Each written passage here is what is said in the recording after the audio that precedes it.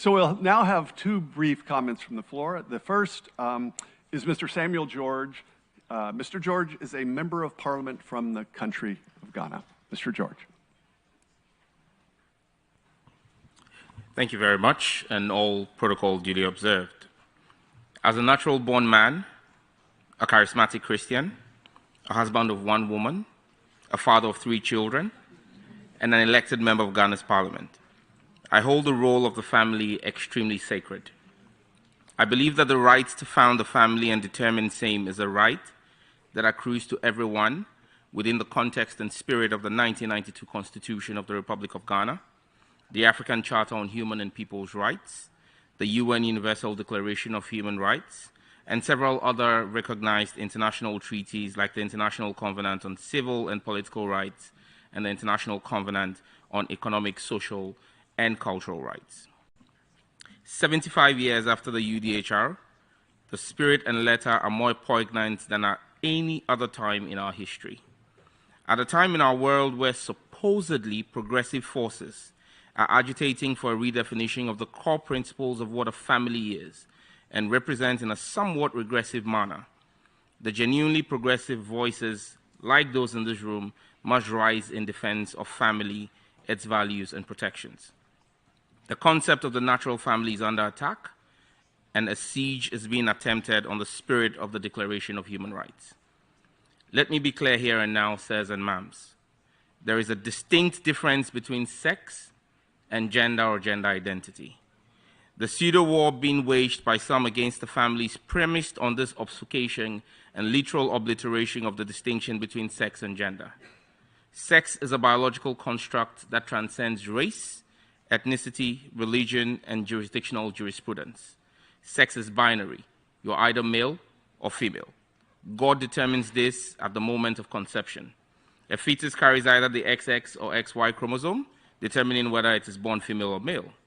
From my beloved Ningo Prampram constituency in Accra, Ghana, to New York, and Rio de Janeiro to Madrid or Delhi to Perth, the interpretation of XY and XX is constant. Gender or gender identity, on the other hand, is a social construct that has evolved on the peculiarities of various societies. From the onset matching the binary nature of sex, we see different recognitions of gender today across the world. There is no universality in the concept of gender or gender identity, and it is highly fluid. And as such, gender or gender identity cannot form the basis for any rights accruing in a covenant, a convention, or international treaty which seeks to be globally acceptable and binding because we have different interpretations. This is the basis for my avowed position that the letter and spirit of the UN Universal Declaration of Human Rights is apt and meets the needs of our global world today. It emphasizes in Article 2 of the rights, the rights and freedoms in the Declaration, and it's clear that there shall be no distinctions made based on sex. Yes, it says sex, not gender or gender identity. This is a definite position and must be defended by all progressive forces. The UDHR in Article 16.1 makes yet another actual position that I cherish and implore all of us to hold fast and dear, that the right to marry and found a family shall be between men and women of full age, without prejudice to their race, nationality, or religion. Yes, it says men and women, not men and men or women and women. Yet again, this is another reinforcement of the principle of sex and not gender. As a proud African, Article 2 of our African Charter on Human and People's Rights also echoes the principles of enjoyment of rights without prejudice to sex and not gender. As Africans, the role of the family is cardinal to our society and its well-being.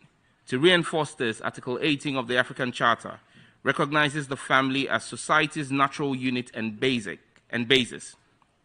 It imposes a responsibility on member states in the African Union to protect the physical health and morals of the family. Yes, it said morals of the family. It declares the family as the custodian of morals and traditional values recognized by the community. The Charter says there is no ambiguity here, that the values of family as a union between a natural-born man and woman must be protected by all of us.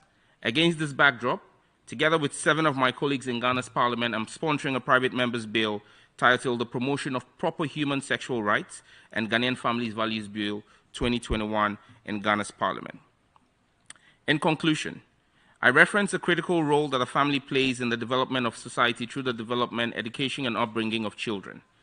Article 18, 3 and 4 of the International Covenant on Civil and Political Rights declares respect for the liberties of parents and legal guardians to ensure their children's religious and moral education in conformity with the convictions of the parents and legal guardians. This right is not given to an educational board or a pressure group or a government. It is the sole right and preserve of parents in the family unit. Ladies and gentlemen herein gathered at the UN headquarters in New York, the family must remain respected and recognized as the union between natural-born men and women of full age who have the right and responsibility to determine by their beliefs and in conformity with the generality of their community